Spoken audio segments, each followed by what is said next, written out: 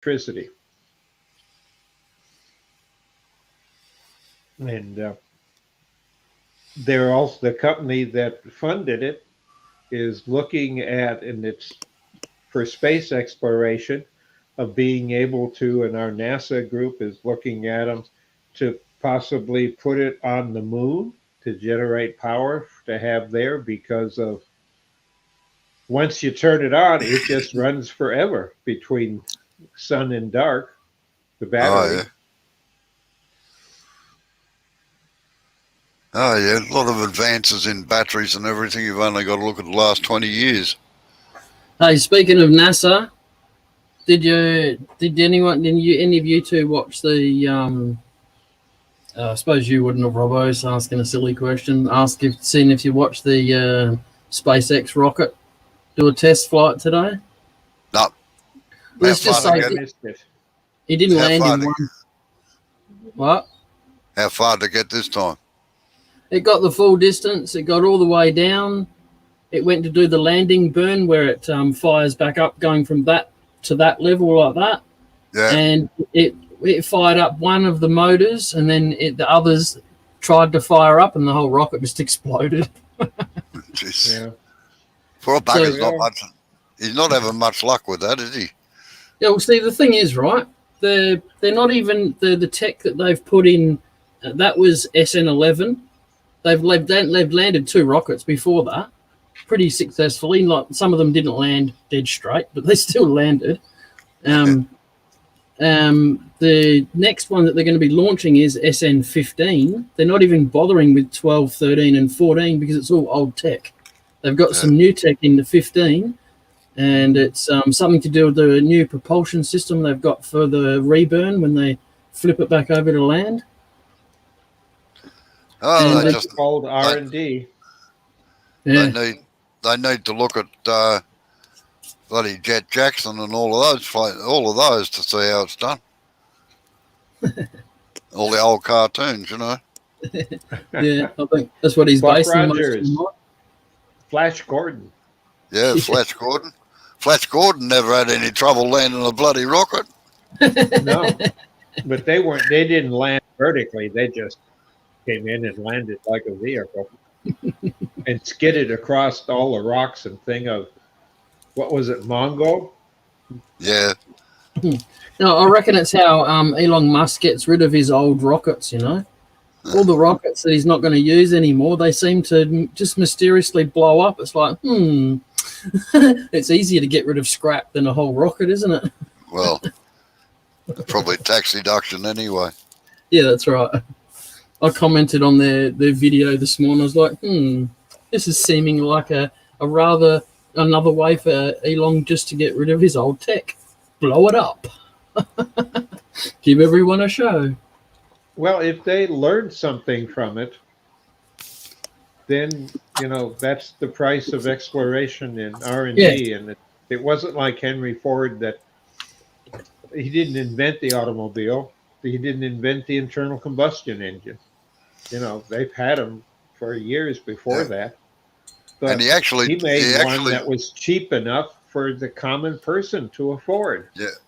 And he actually didn't invent mass production either, but that's another story. He's credited with inventing it. Yeah. But one thing he did do that people never talk about was that what we take for granted is aspirin, which is acetylsalicylic acid.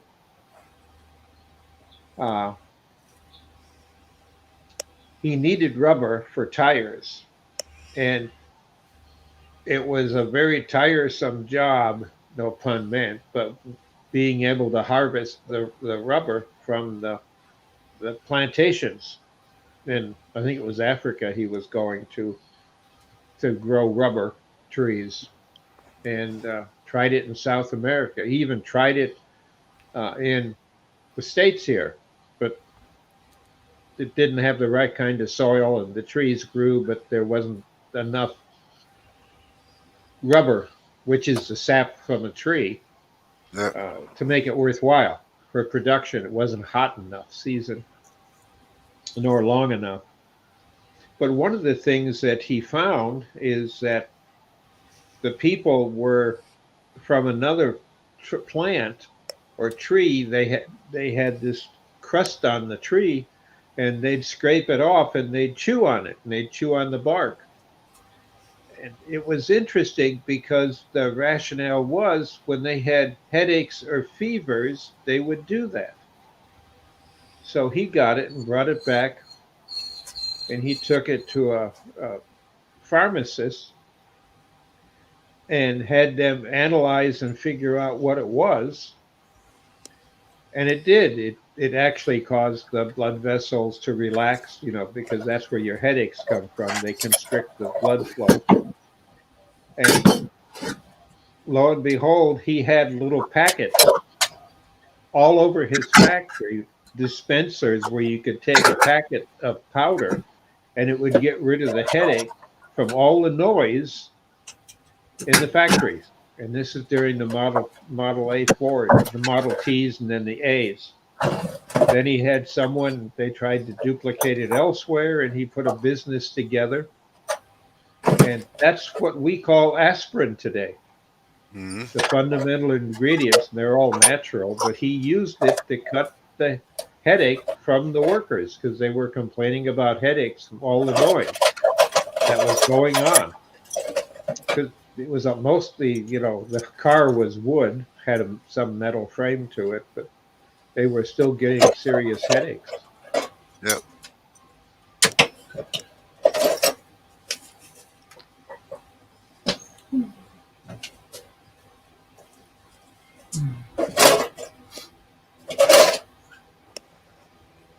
I get a kick out of studying it because it's right here in our back door. Is the museum and have all the vehicles and the tools and the people. Uh, so, being where it was, he started. Uh, but I find it very intriguing that the stuff that was actually discovered or invented or readapted based on a lot of the stuff that people were doing one of a kind and that in factories.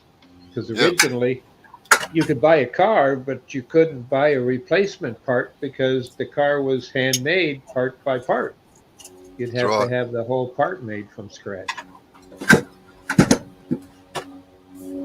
So the big thing he invented was interchangeable parts. All the pieces were standardized. Without that, you couldn't have an assembly line.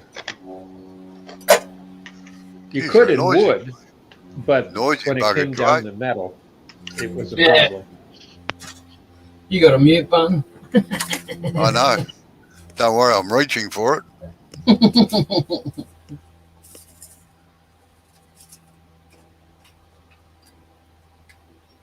So what you going to make today, Jay?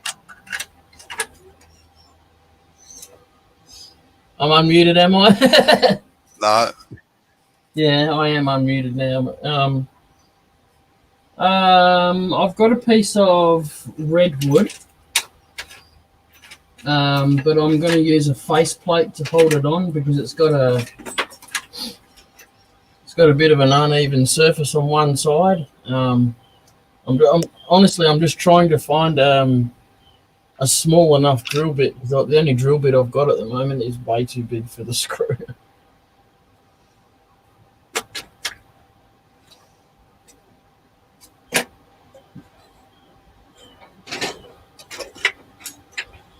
Oh, starting to warm up here though. Oh, Yeah, it's very pleasant here today. I'm a little bit cold in the office, I must admit, but it's virtually triple insulated in here. yeah, I got 30 in the shed today.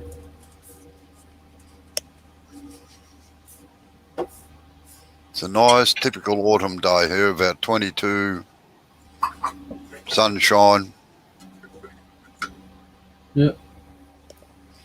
About the same here with when it warmed up. It was nice. When I went out this morning to uh, take the dog for a walk, it was a little I was gonna chilly. say, how did you get sunshine at the same time we got sunshine? No, the temperatures were because it's what do they call it when the sun is equal? There you go. Equinox. Between, I forget the term, when it's basically What over is it? the equator. Yeah, Equinox or something like that. I don't Yeah. know. Equinox. One of those weird words, you know. See, you can hear Amber, can't you?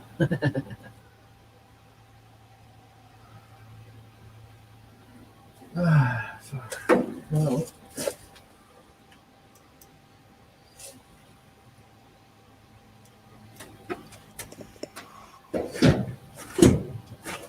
oh, smaller. I know where they are.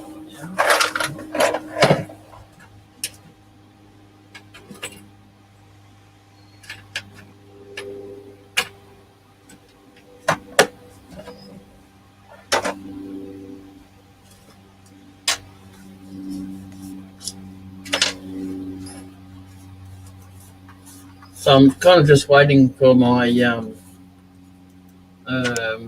drill battery to charge. Oh yeah. The only thing that's holding me up at the moment. So You don't have an old electric drill? no, it's on our wish list. We are going to get one eventually.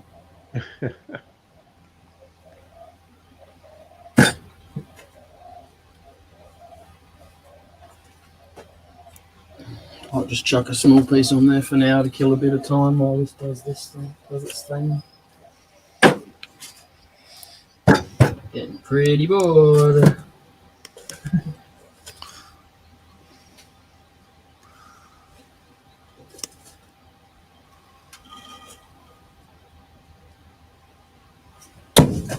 Did you hear that thud?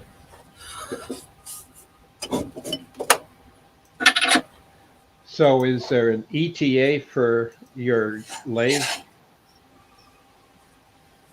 End of August at the earliest. Okay.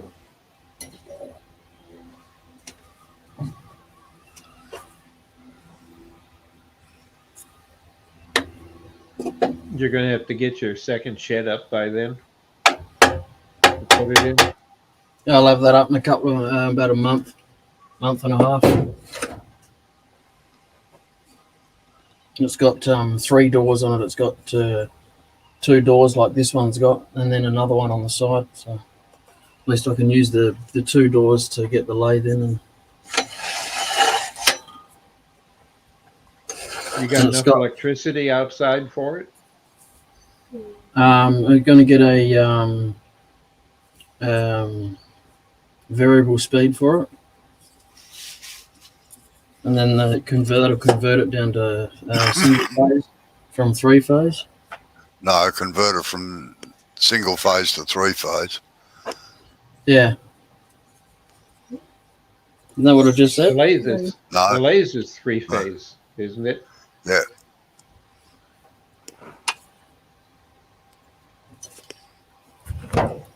What did I just say? Oh, come on, you know what I mean.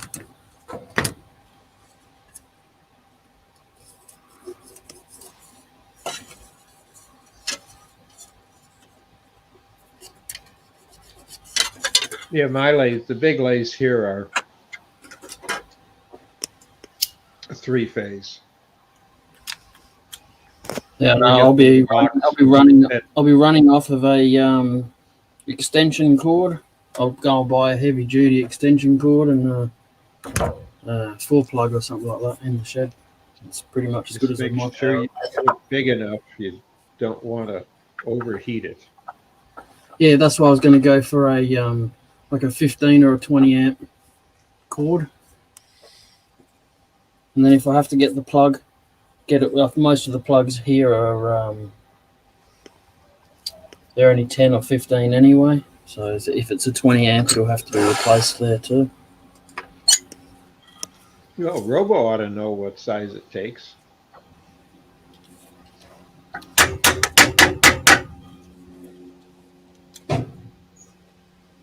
I know on my lathe, I have it on 20, a 20 amp circuit, 220.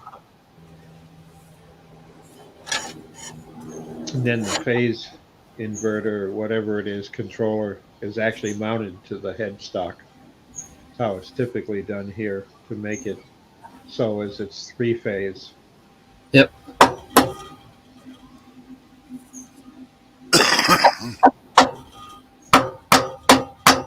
Programming it's programmable, and I was surprised because when I got the lathe, it came with the programming instructions, so I could tweak it if I wanted to.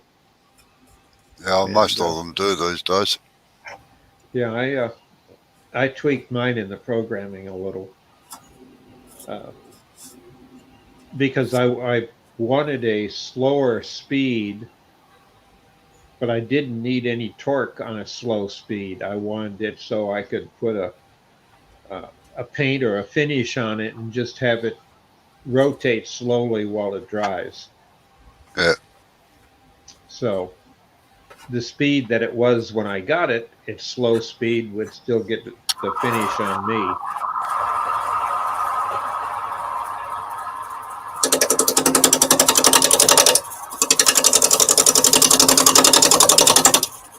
camera, Jay. What? Camera. Yeah, how you going? Hi. G'day, g'day, Mike. How are you? How you going, Mike?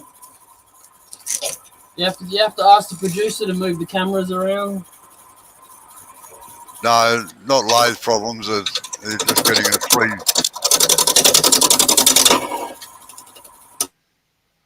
He's getting a three-phase lathe that has to be brought down to go into a single phase. So the best way of doing it is, hey Jay, I think you got that round back to front again. I thought you were making that the top. Hey Jay, I think you got that round back to front again. Or isn't that the piece that you were playing with? Yeah, I'm just playing with this piece. I really don't care, right? Oh, okay. Right here. See the title today? Oh, right here. I never take any notice of the titles. They don't make sense to me sometimes. No, Midnight, he's getting a three-phase lathe and going to fit a variable speed on it so as he can run it off single phase.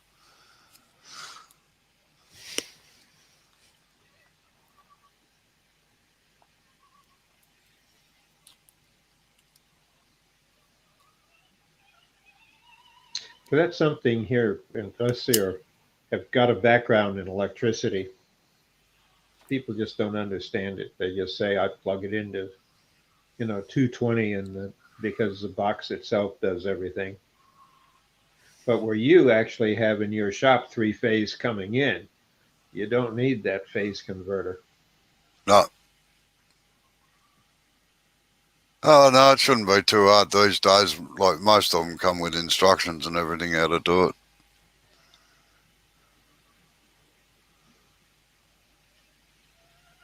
Yeah, all you need to know is the horsepower of the motor. Yeah. And the other thing I found with the lathe that I've got, it shows when I got it, it came with the programming manual plus the person that bought a spare just in case because it had a bad reputation for blowing them, though this one never has.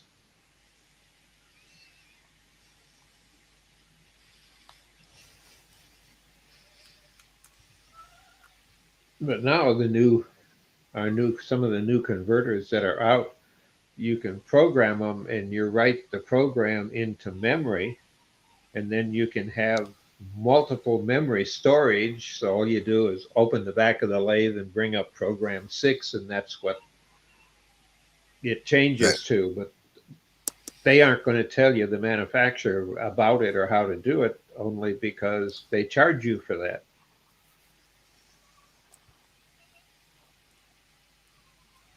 It's like new cars today. They come with, a friend of mine got a new pickup truck and he wanted to add remote starting, and they charged him like $200 for remote starting for his truck in the winter. It's nice. You can hit the button inside and it starts with the snow.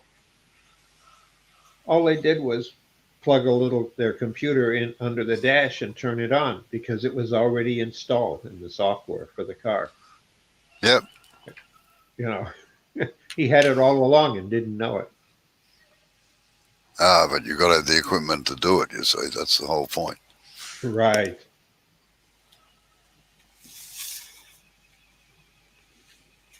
And now you can buy the black market stuff to do it from China.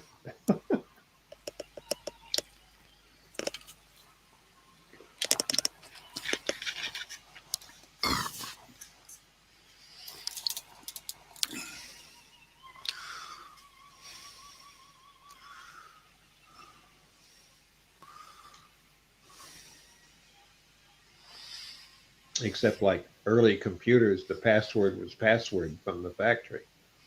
And it still is on routers and stuff like that that you buy generically and program yourself. But the cable provider and that, they program it and they put another password in. Yeah. But Me, I like plug and play. yeah, But then I'm a technical dinosaur, I am. I try to keep up with it. But the 14-year-old and the 18-year-old here by just asking, oh, it's easy to do. We're used to hacking. Mm. I'm trying to get a server up here that I can give Jay an IP address for and a password, and depending on your internet connection between my server and that, I've got like 200 uh, CDs that I have put on uh, a hard drive as a backup over the years, things ones that I've bought and programs that I've attended and bought. And I thought I'd give him, and there's a few others around, give them the capability of accessing them because I've just been lucky to over the years to have people give them to me Yep. to use in teaching. But today you don't hand out a CD. You hand them a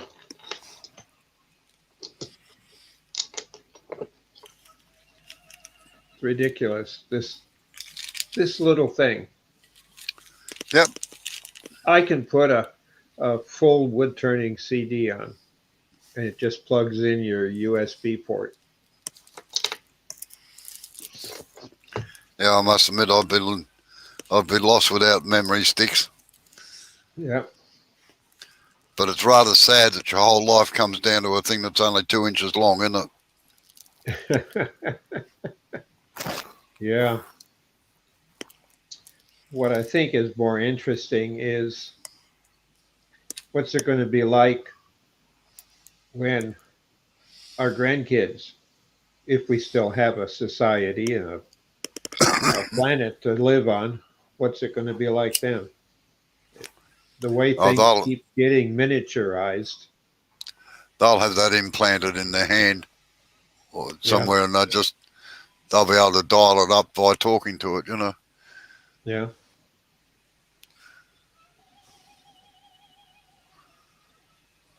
Well, I did see a demo of a vet that had lost both legs.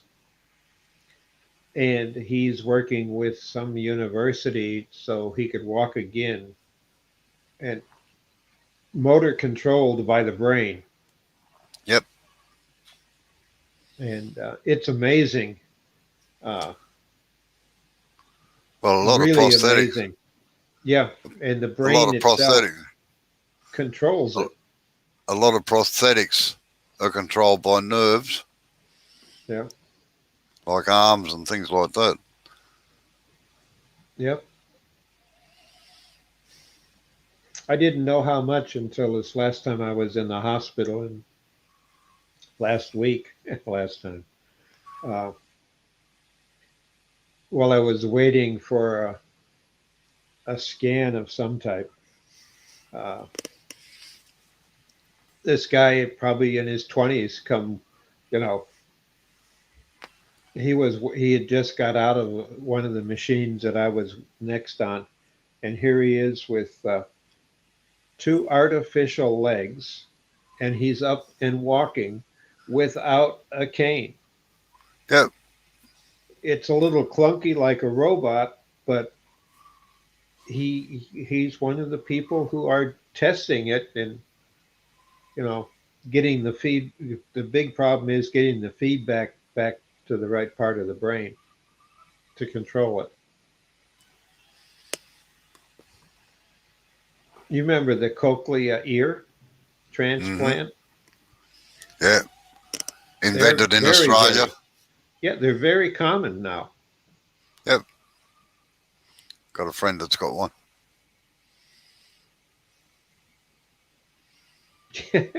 Yeah, yeah. One of the things that one of the vets that I met several years ago, he was only worried. He says, "What I really want is a Bluetooth connection to this, so I can actually tie in, and I don't have to wear a headphone and translate it back again. How about putting Bluetooth? Give me a USB jack so I can put a Bluetooth to the cochlea." And then, Well, a lot of them do run off. A lot of them do run off Bluetooth now. Like the phone and yeah, everything runs through them. yep.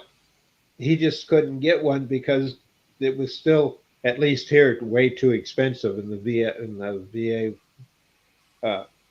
they wouldn't pay for it. If he had the money, they would. They'd put the and the thing is, he said, it's the connection for it's already here behind my ear, and it's a magnetic thing, so he can put a clip around his ear like what would look like a little earplug, and Yep. it's Bluetooth to the cochlear transplant.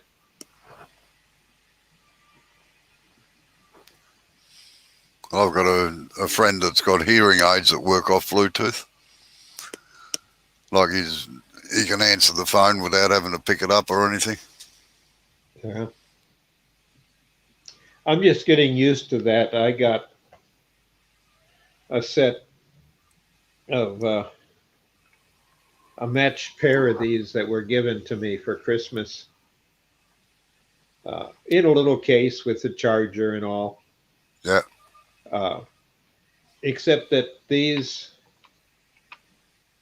will actually connect to up to three different items. So I can have my phone on it, and I can have my tablet or the TV or whatever tied to it. So as I can have two things tied at once to it and set the priority up as to which one, whatever I connect first, is gets the priority. Hmm. So I can listen to music, I can be talking here, and I can get a phone call and answer it at the same time, and it mutes the music. That'll upset the women's livers because, like we'll be able to multitask. Yeah. Oh, good day, Chris. Wife feeling better today, is she? How you going, Joy? How you going, Chris? Good day, Joy.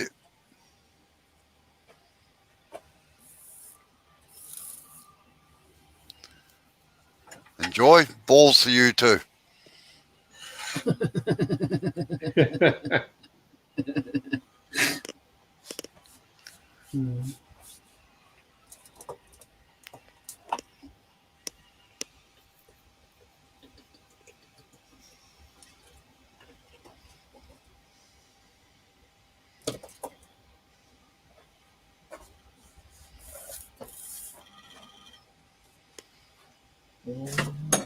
Oh, that's But I good. think the leading Chris said that. country on, yeah.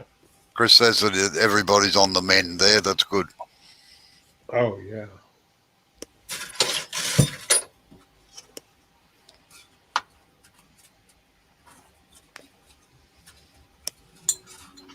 Japan is way ahead of us on artificial prosthesis from the waist down. Uh, I know I've got some friends of mine here at the University of Michigan Research Lab, and we still chat and keep up. And the Japanese are they're robotic centric, and then because of that technology they developed, they've got a lot of stuff. In fact, in the Olympics, as an exhibition thing, they're going to have is actually people with robotic legs, and they're sponsored by 4 different universities that have made them and programmed them and all, just to demonstrate what people can get and that they can run and walk, and they've got things set up to do that. Unfortunately, you'll see it on TV because Japan has locked out everybody from the Olympics except the contestants. Yep. Oh, good day, Lewis.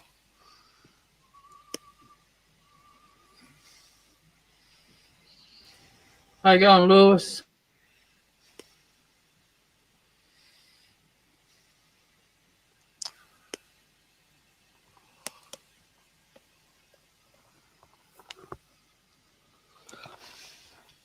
Yeah, there's a lot of money going into robotics for military, but we don't see it that I've seen at the VA yet.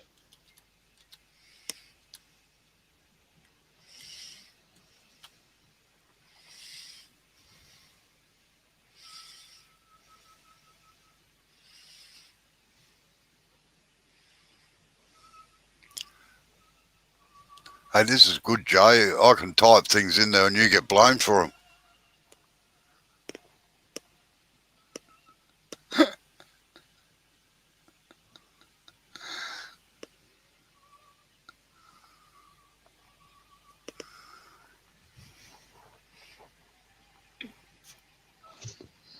There, you can come join us now.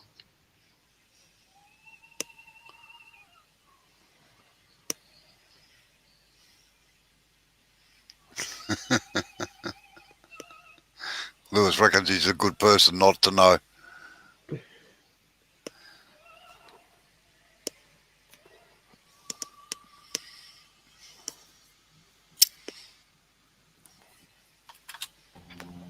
He's a good Before, digital friend.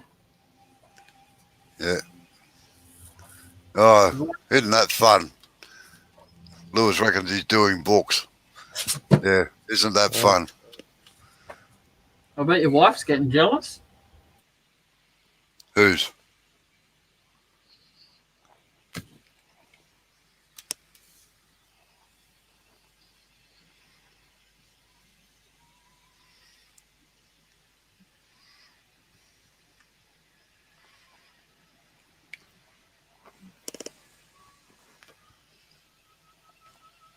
Yeah, Joy, I used to love to read, but my eyes aren't that good. But I like the online books My wife if they does the get a books. good reader.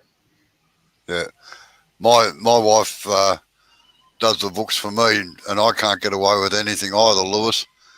Like I'll buy a new machine, and she'll come out in the workshop and say, "Where'd that come from?" Oh, I've had that for ages, and then 3 months later, she finds out that no, I've just bought it.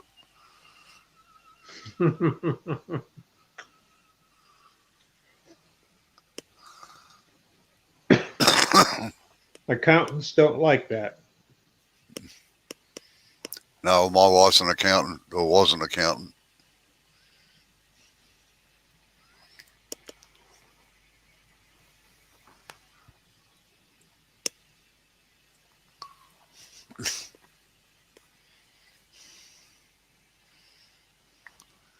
Oh, that's why I wear knee pads all the time for the grovelling.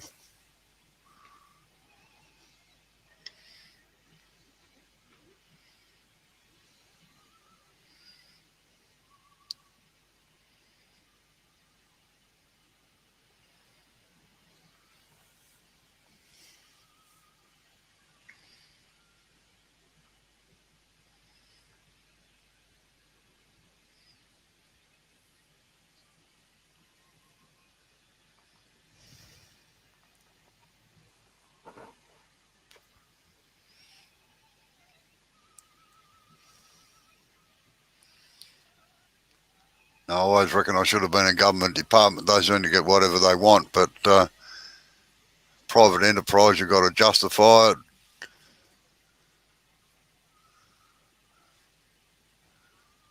The first question my wife always asks is it going to make money? Yeah, it's kind of a prerequisite. Either that or how soon can we write it off? Uh, yeah, I've reached a stage now where I really don't need anything, which is a bit of a worry.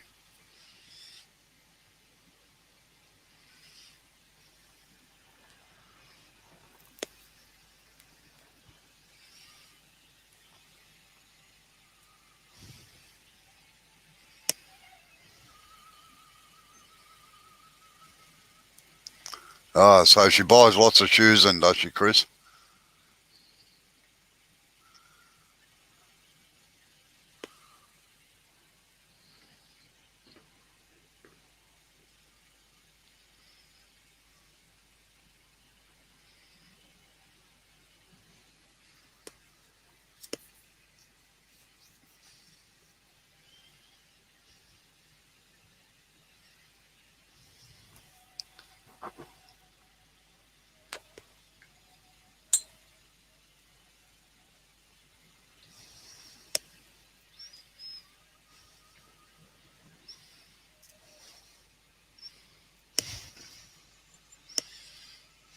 Hey, Robo, why don't you put us below Jay so we can see more of what he's doing? Oh, I can do that.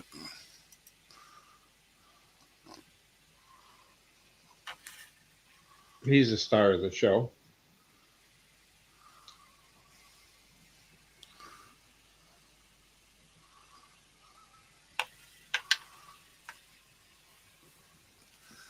Geez, that's a bit extravagant, isn't it, Joy?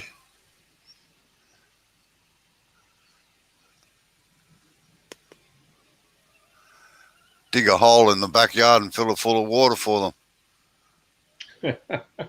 Yeah. My problem They is much. Riley.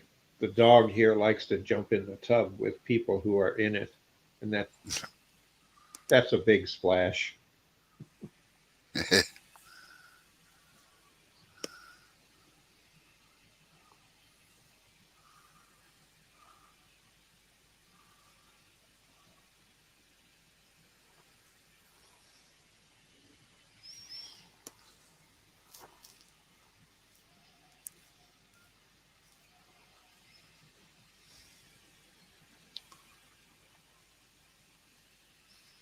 They just hose them off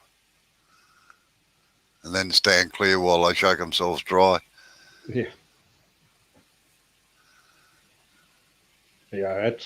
That has been the trick for me. I have to I give Riley a bath probably 4 times a year, depending on what the dog's coat is like, and he loves it. He really loves it. It's a shower. I mean, he loves it. Uh, with a handheld shower, Yep. and he'll even lay on his back and put all 4 feet in the air. But when he shakes, if I don't have the shower curtain closed, I've got walls and floor and a mirror and all to clean up afterwards when he shakes. And of course, giving him a bath, I get one just from the splashing.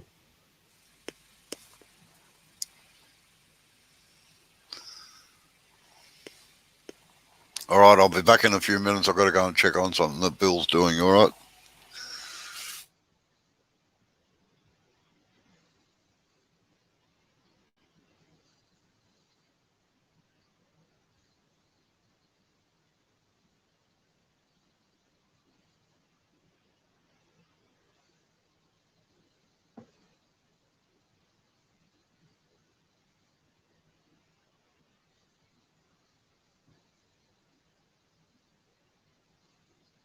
Yeah, that's a problem we had with Riley here, big dog.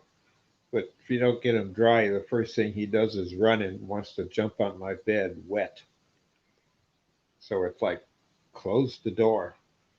And then I found he knows how to open it by hitting it hard. So block it so he can't till I get him dry.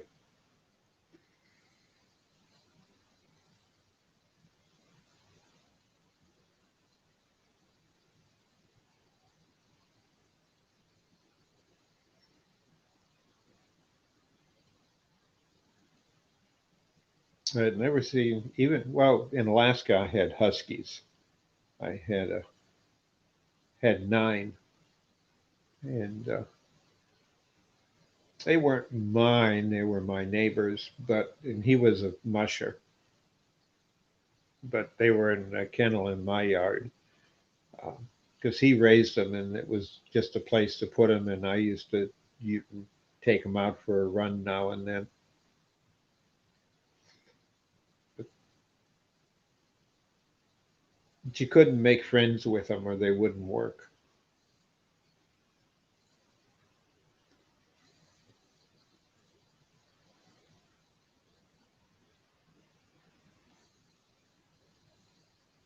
Oh, okay. Yeah, one of those plastic pools, not the rubber inflatables. Then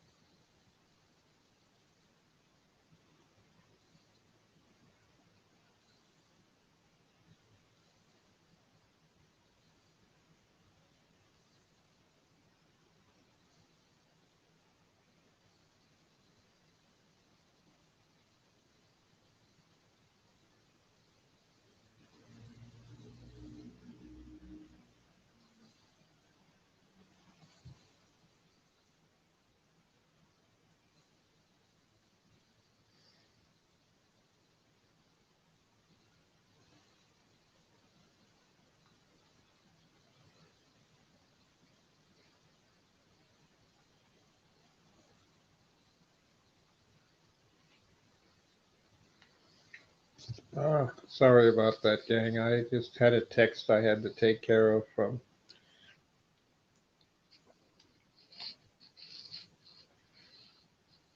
a friend that wants me to turn a urn for his grandmother who just passed away from COVID.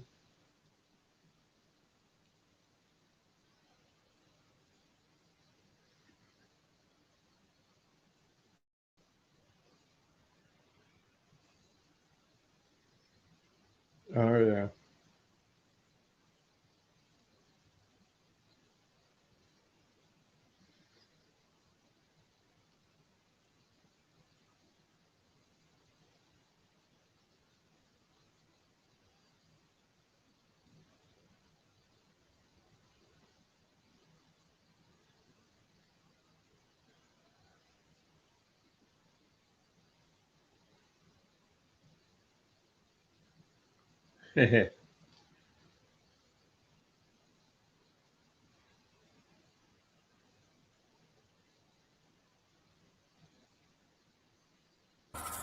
What's going on?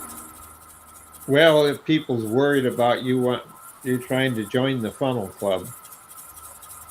It's just a play around piece while I wait for my battery to charge. Really, so honestly, I don't care. But you make nice little bowls. They all have character. Question there for you, Bob, from Chris.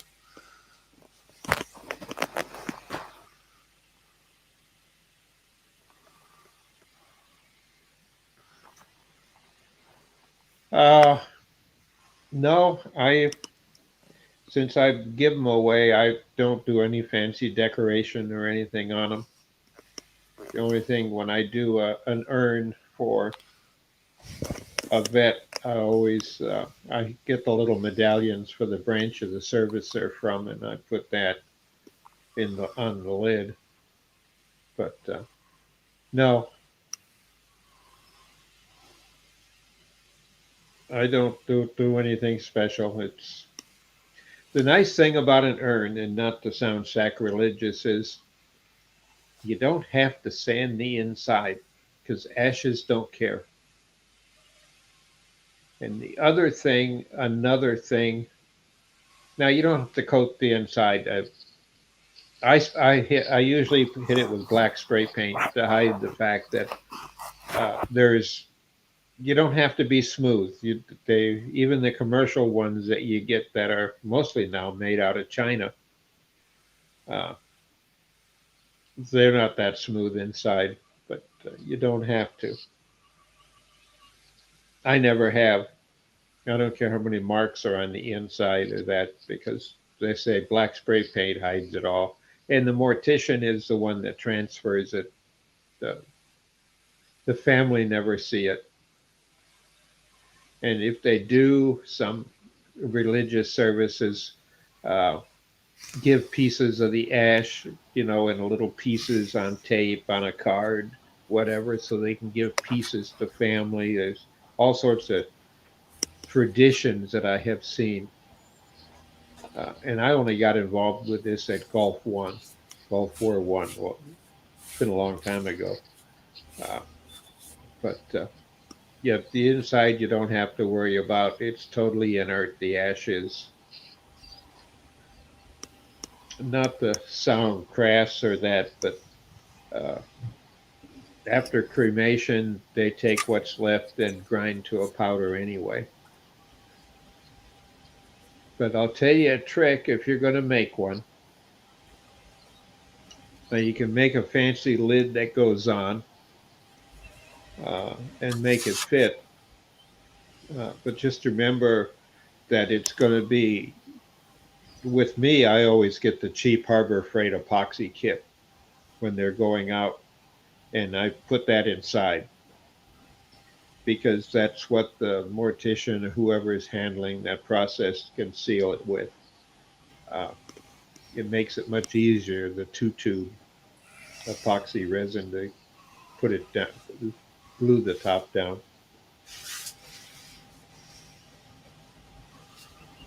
Uh,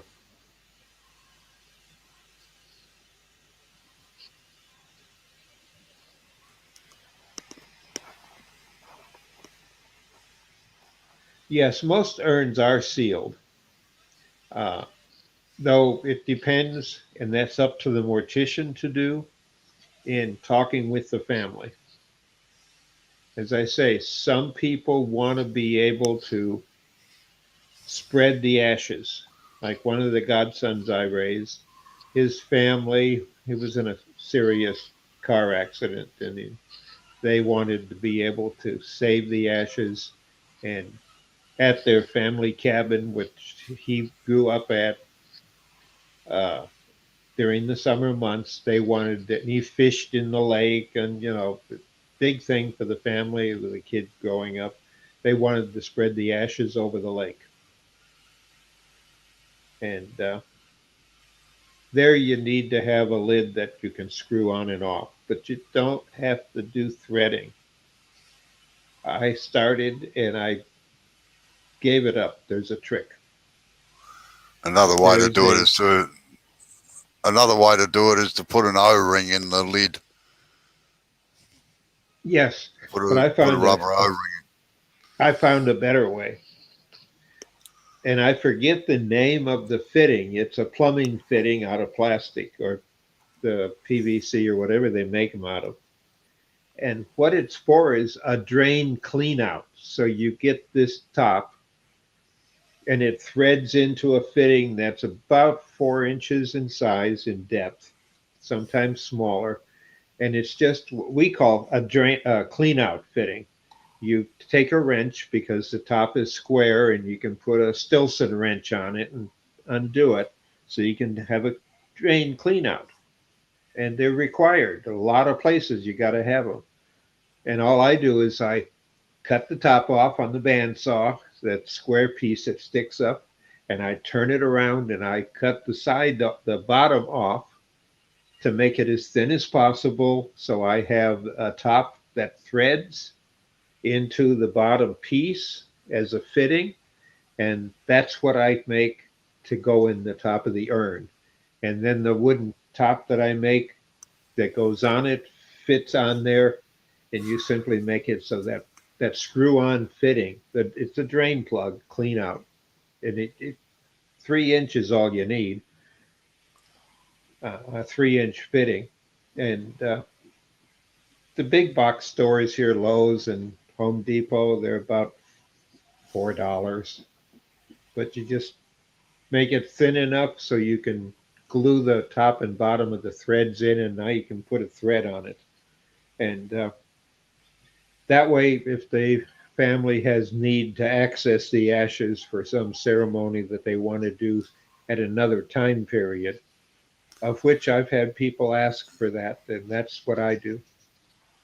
I don't bother threading the wood because it's going to move, and if it moves, invariably it's going to move the wrong way at the wrong time, and then they won't be able to get it open. And I've had people complain they had to saw the top off for what they wanted later. But most of them don't want to have that. But that's that's their choice. I don't have never made a penny on making them. It's just that they're fellow vets that want something with the skill I have.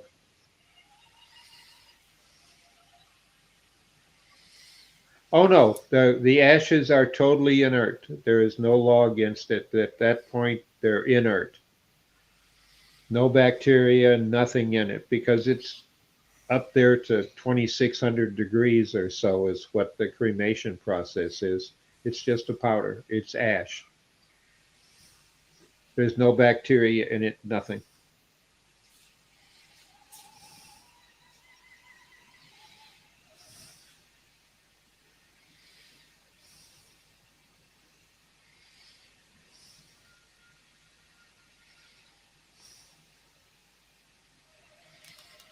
Well, some of the legality about spreading ashes,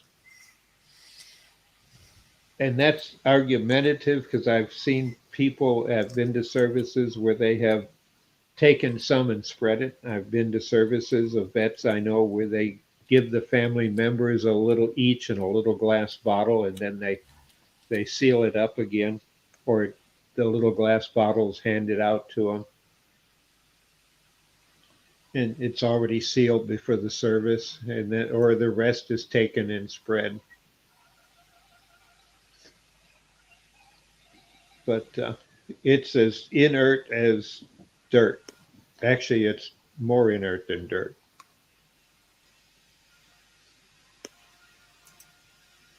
Yeah, some areas, yes, I have heard that are problems that areas don't like it, but bacteria wise, it is totally safe. Some areas consider spreading of ashes as being sacrilege, so they make it illegal. And sometimes you get people who will take, and I have seen this done at a couple I've been to, where they want to take the ashes and throw it to the wind and let it be carried off by the Almighty. Pastors have done that. And they get in trouble because sometimes it blows the wrong way and it's an air pollutant, not a biological pollutant, it's just a dust pollutant. And some people, Well, uh, if you do a Google search on it, it's not illegal in California. It's not illegal in Australia either. no, Um, and yeah, you can't take a corpse and leave it. But scattering ashes seems to be pretty much the same. My brother's ashes were scattered on our favourite walking trail. So, yeah, but in Australia, it's not illegal, and in California, it's not illegal. no, it If you do a isn't in search Michigan on either. if you do a search on Google,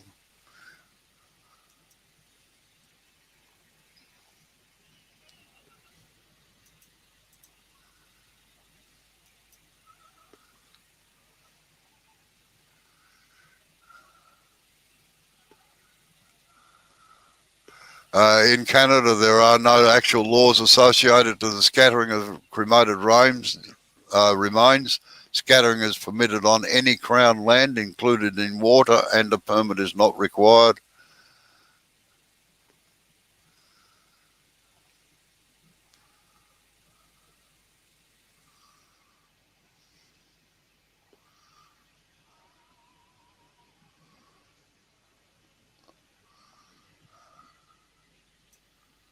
The only time I've seen it where municipalities have said anything, and they came back to me years ago after Gulf One when I started, was that they,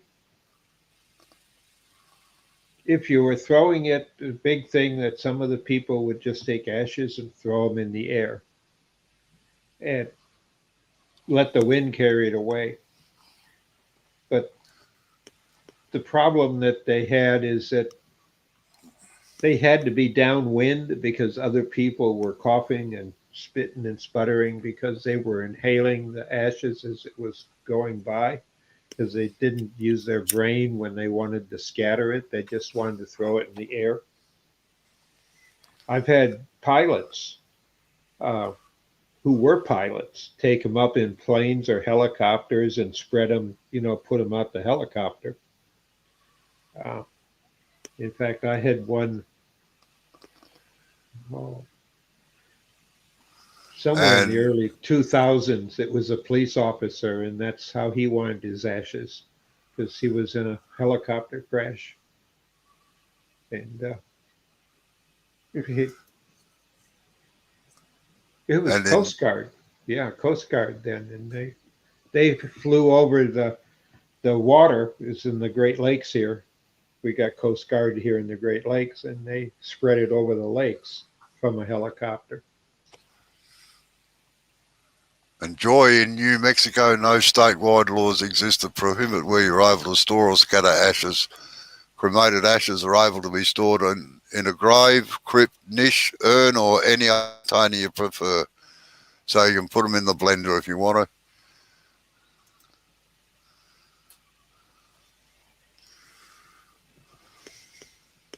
I think the oddest urn I ever made, and I've got the prototype here somewhere,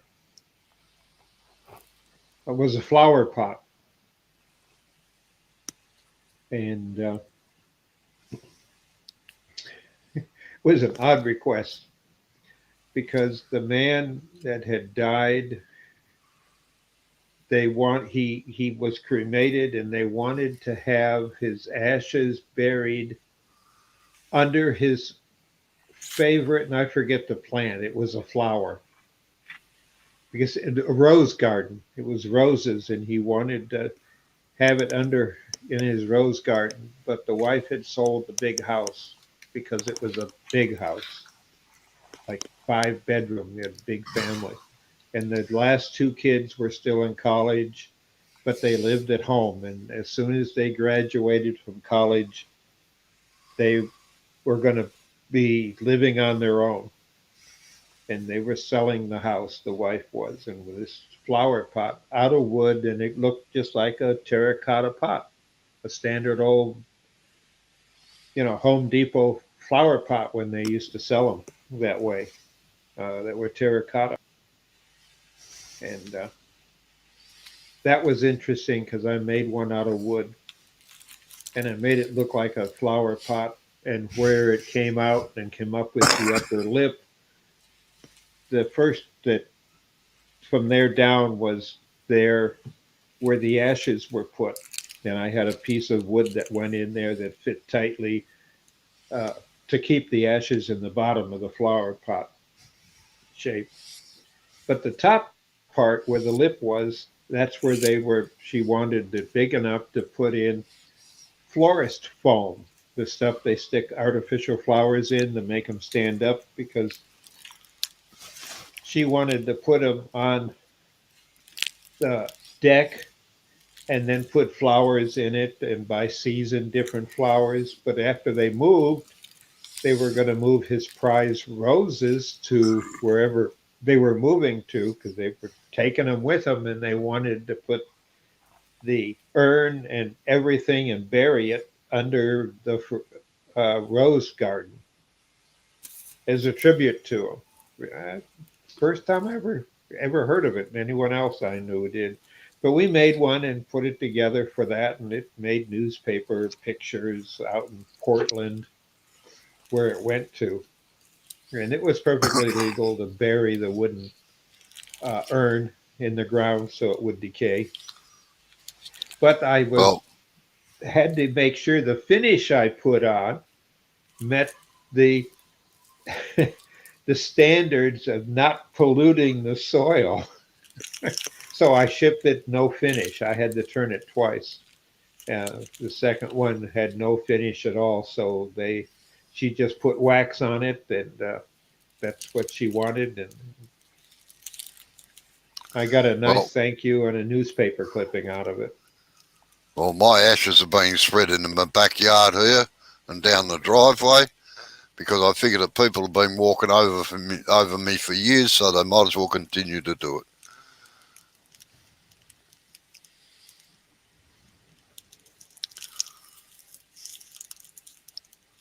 Yeah, that's a shame. I've heard of that happening. The biggest shame is here in Detroit, and it's a big kept secret, really a big kept secret. Uh, when Detroit was going really through a hard time, which it's recovering from, the morgue would, if they didn't have a family, they didn't have a name where they could send the remains to, and they didn't have the money. We had a potter's field, but it was already full. Uh, and it wasn't even, the city had grown around it, and you couldn't do anything else for it. They kept all the ashes. And the worst part is they kept a lot of the bodies and they simply froze them and kept them in a big deep freeze in one of the schools that hadn't been used in years, but they outfitted it that way. And it just wasn't made in the news. It was a big secret because they didn't know what to do with them. They were waiting to be claimed. And due to cutbacks, the group of officials that managed the ashes and that were there their jobs were eliminated or they retired away from them and never replaced. And they found several hundreds of urns or plastic bags or cardboard plastic bag in a cardboard box with a name on it and social security number if they knew it. But in a lot of the cases, they just were unknowns that was due to some of the drug and gun violence that was had. So they went into so-called potter's field as ashes. Now they don't know what to do with them. I'm sure they got it solved. It made the news before COVID. It was, what do we do about it? And that was the last big thing in the city to get rid of, how do they handle all these ashes for the people? Because they wanted to get them back to family, but they couldn't locate family.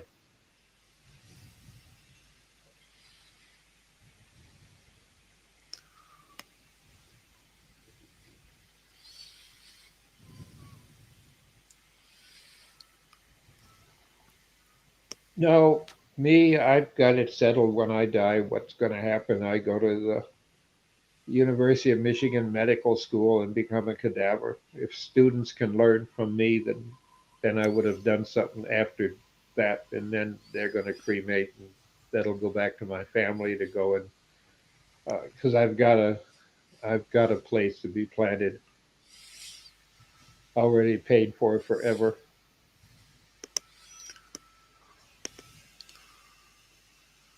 All right. Good night, Joy. Thanks for coming in.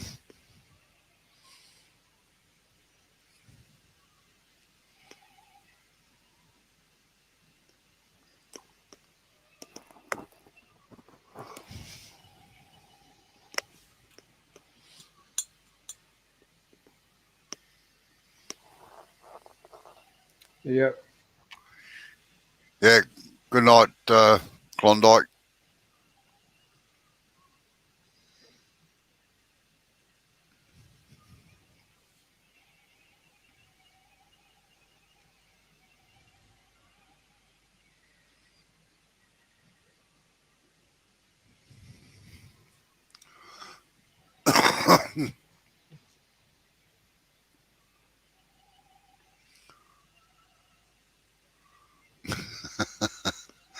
Oh yeah, we're a wealth of knowledge, and here we are.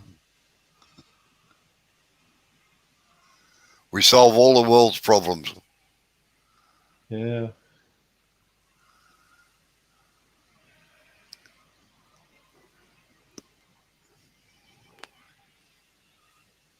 No, errands is something that I have turned hundreds and hundreds of them. I don't talk about it. It's just something I had to do. See, I reckon the presidents and prime ministers and whoever should tune into our channel, and we could solve all their problems for them with no problem. With common sense. Ah, Jesus, they certainly lack it in some cases, I tell you. Oh, I agree. Well, I was told once that you have to walk in a person's shoes to understand and know them. And evidently it's a Native American have phrases like that they talk about walking their moccasins a mile or whatever. But it seems to be when I was in Alaska, the Aleut and the Athabascans, they had same. Uh, Little phrase different, but it meant the same thing. You have Yep, to know what they're doing. You have to have done it yourself exactly. and not just sit in a classroom and learn it. Get out in the field and do And it. the other problem is that everything looks different looking from the outside in than from the inside out. Yeah. Then when you tie Yeah, politics to it, you got to look good night, through the political glasses. good night, Chris. You got to.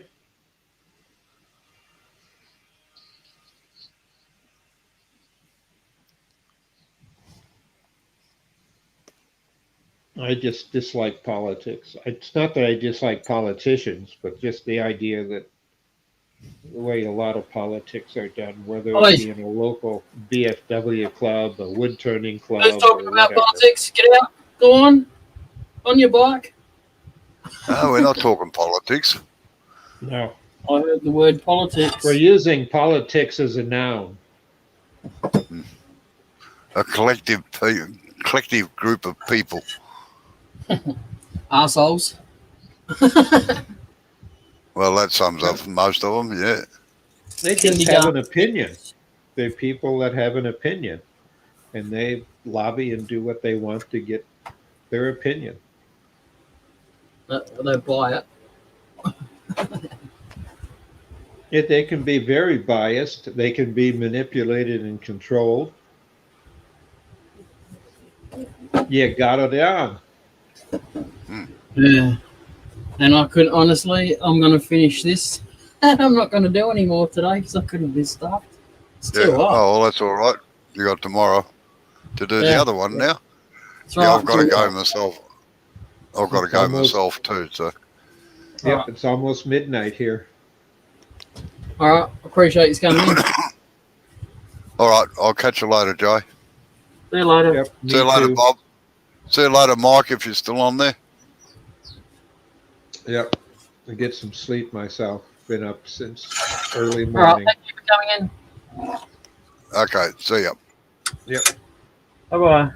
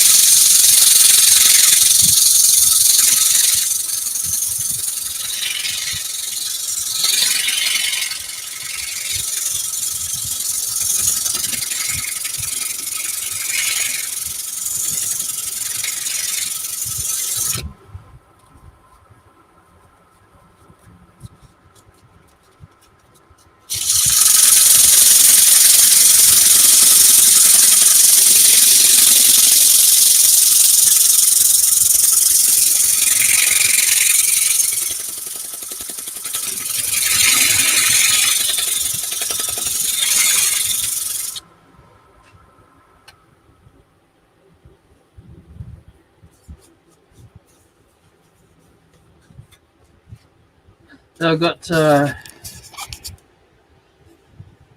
this piece to do tomorrow. It was going to be my piece today, but I didn't realise that my battery was flat, so I had to charge it. So it's a nice piece of red gum. I've got a faceplate on there, ready to go. So you chuck it on there and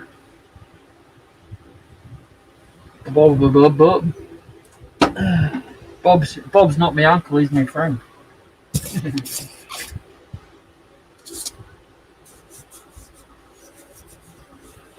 I don't really care about the finish on this, to be honest. It was just a bit of waste of time. But I waited for the battery to charge so I could drill the holes out for the faceplate to sit in.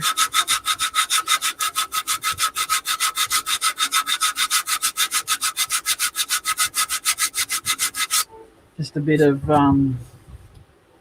spalted peppercorn. Uh, just it's just crap for me, you know.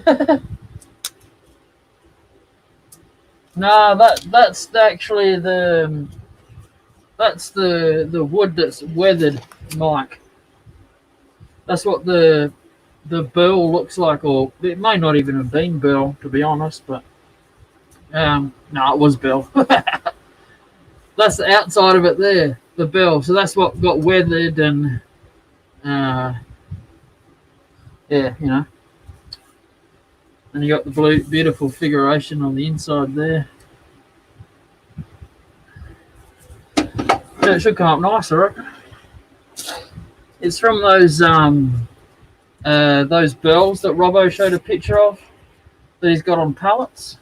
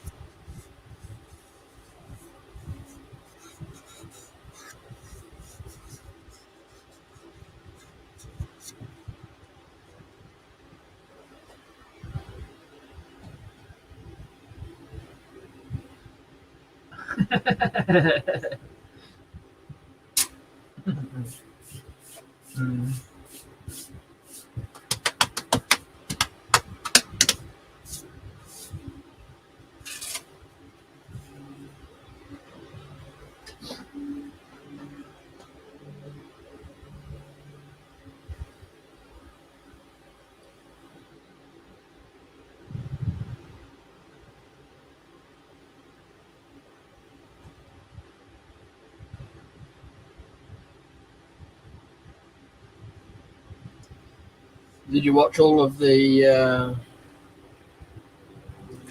virtual craft lives?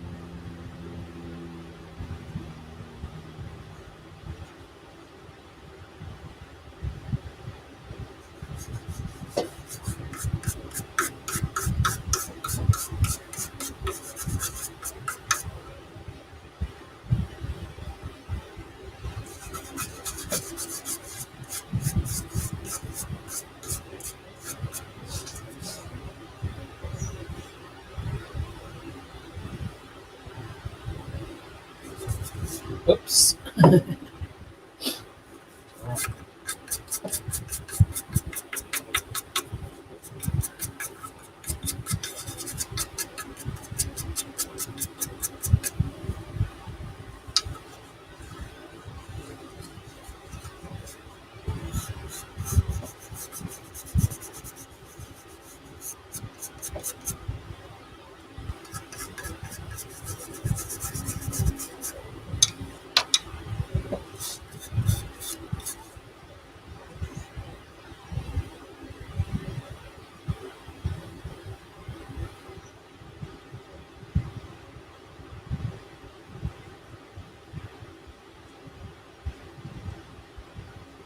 You just about need your own solar farm these days, don't you?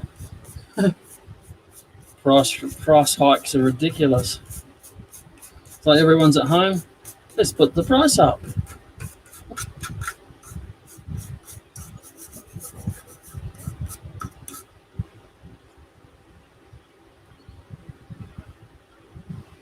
Might have to see if you can borrow some neighbours' power, Mike.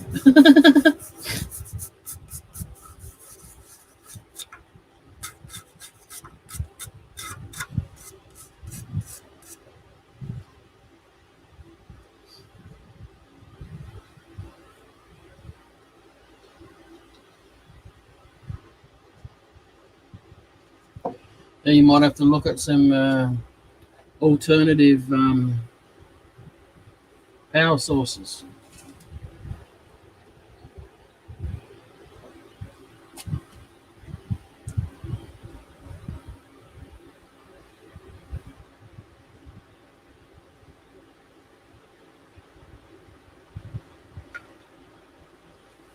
Yeah, once a year paying your bills, I tell you what, they must be some chunky bloody bills.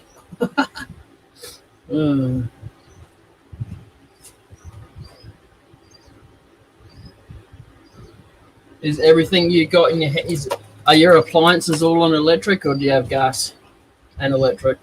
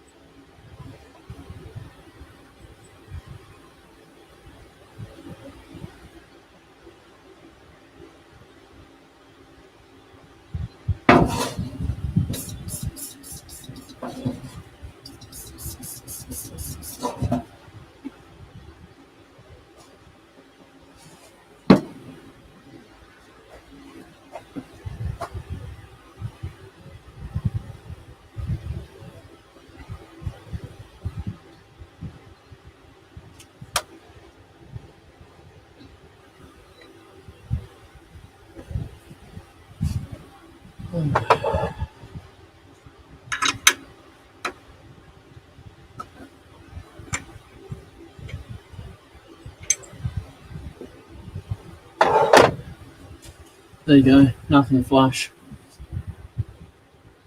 Didn't even really clean it up, just firewood is all it really was.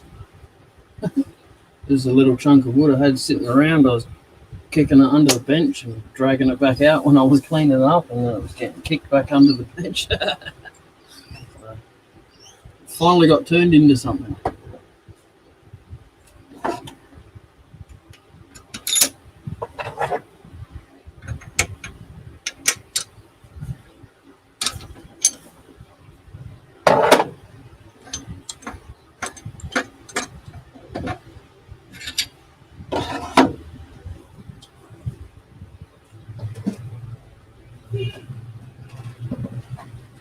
What did I do that for?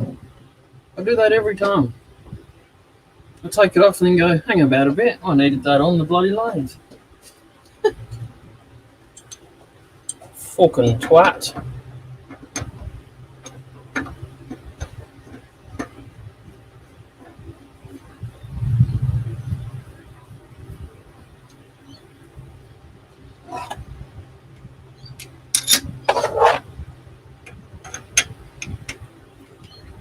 I guess Chris didn't like my idea of turning his that bowl he cut up and turned into a pallet. I said he should pull it apart and turn it into a bowl. He didn't like that. He didn't even reply.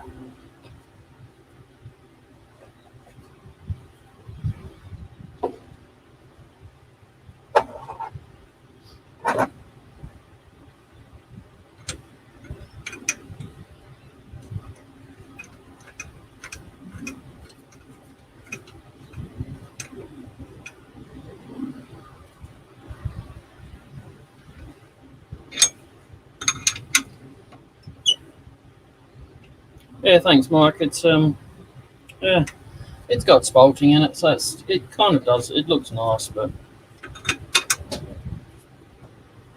it's right back in the corner.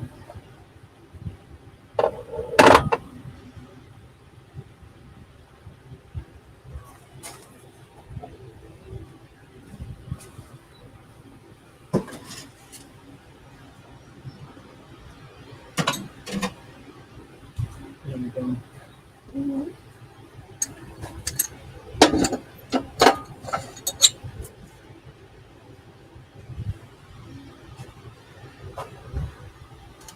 Ah, yep, good idea. Hey? Yeah, it looks good.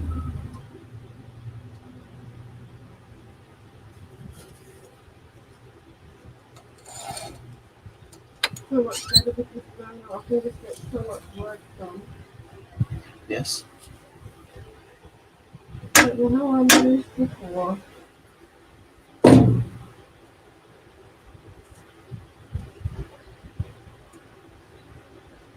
Yeah, I was wondering if you're still there, Chris, or not. Yeah.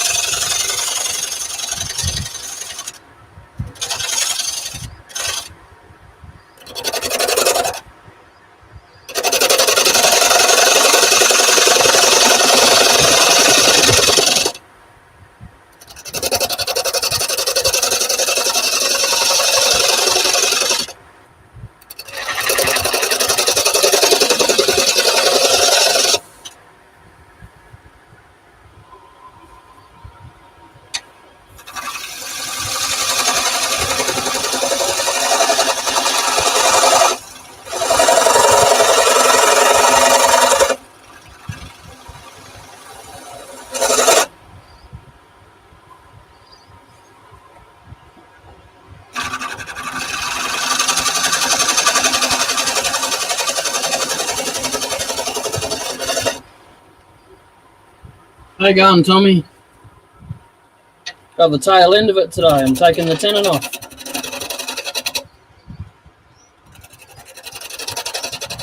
How you been?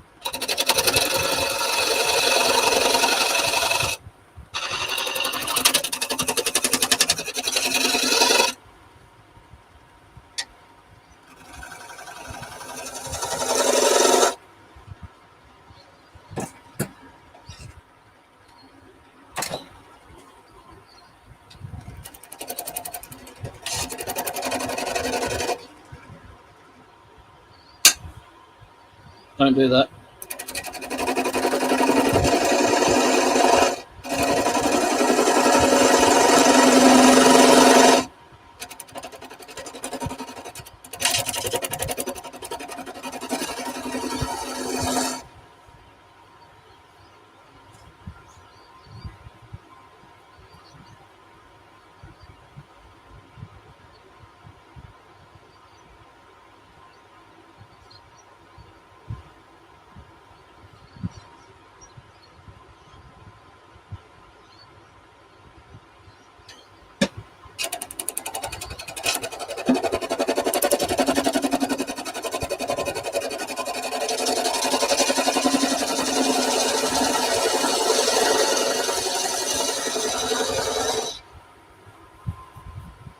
as long as they were happy with it, Mike, really, hey? Casket. Did you make it like just a little one?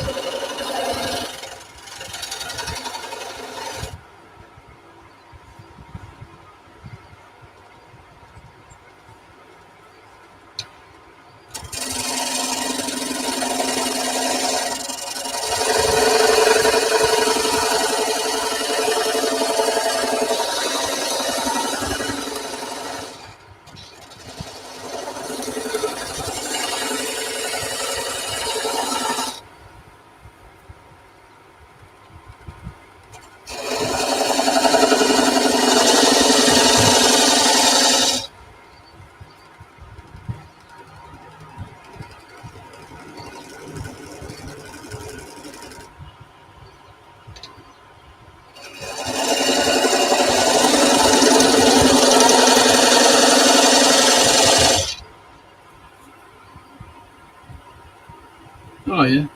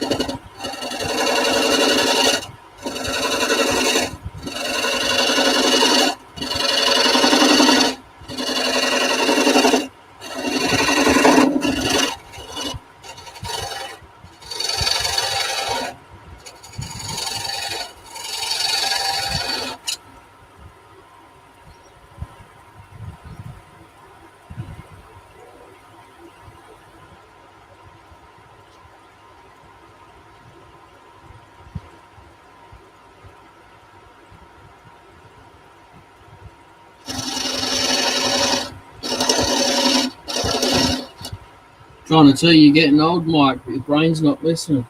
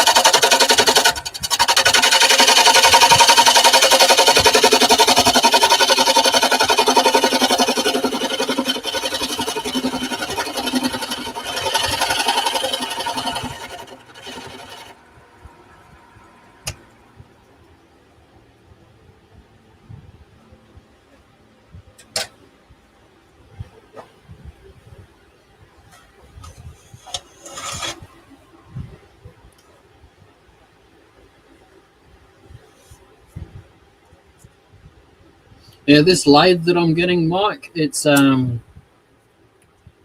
76 years old. It's belt driven, but I'm getting a variable speed put on it. It's pretty chunky, to say the least. And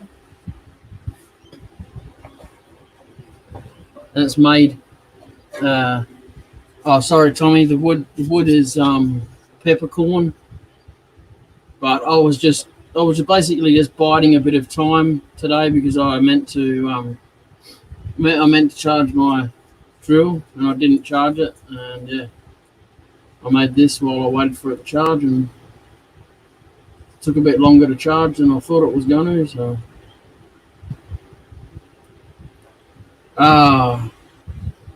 I couldn't tell you the model number at the moment. I think it's in a too tricky spot for Robbo to get down and have a look. They didn't actually make that many lathes. This company, they mainly made industrial routers and table saws and drop saws and all that kind of stuff. It's called I'll type it in because I must be dick up saying it anyway.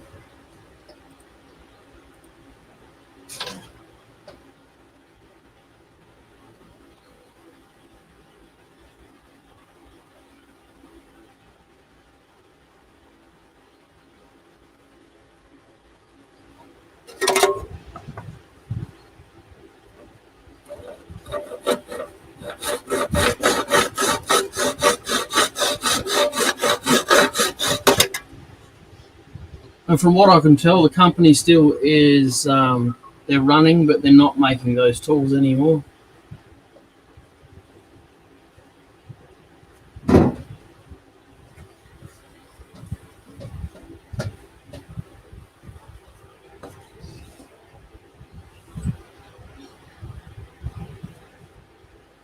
It's got a I'm pretty sure Robbo said it's got a 1 horsepower motor in it. Like he calls this motor a pit pony because it's so pathetic, and he calls the ones that are really much better workhorse Clydesdale motor, and that's what he referred to that one as.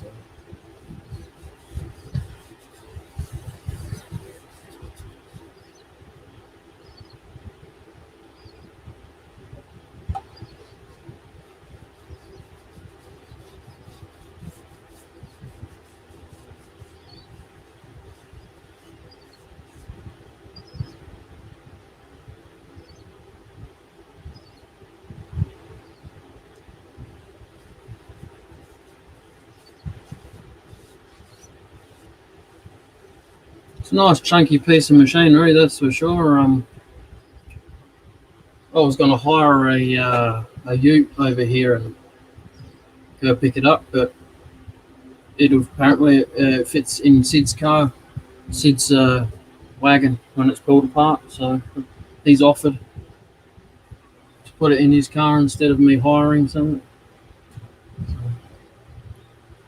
A road trip on towards the end of August when we'll be doing that. So we've got there's a turning show they have on in Sid's hometown, and it's called Turn SA. So we'll go to that. Robbo's coming down for that. We'll go to that, and then a week, maybe 2 weeks later, Sid and myself will head off to Robbo's house and stay there for a couple of days, and so Sid can drool all over the workshop like I did.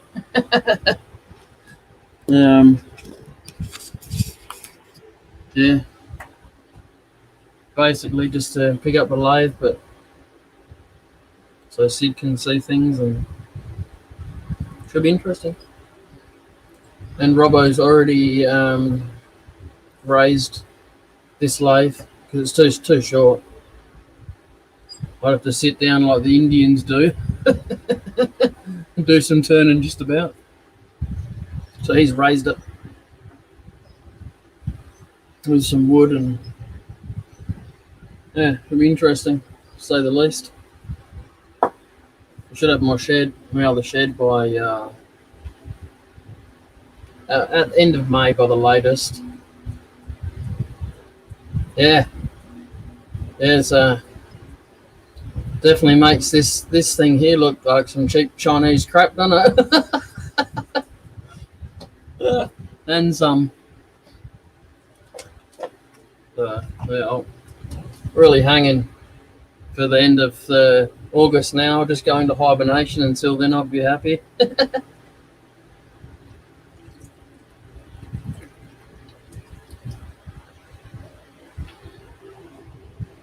It's yeah, the bed with everything taken off of it. The bed's 5 foot long. So I'm just gonna. My other shed's gonna be as long as this one, but wider.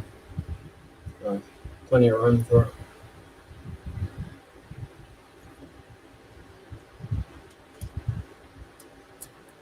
Break my back getting it in there, but it must be sit there for maybe about 3 or 4 months, maybe even a little bit longer, until I can afford to buy the variable speed.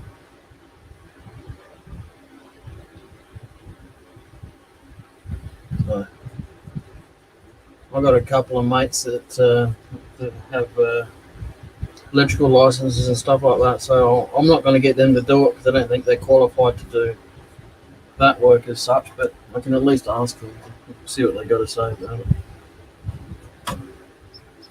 All right, take it easy. Thanks for coming in.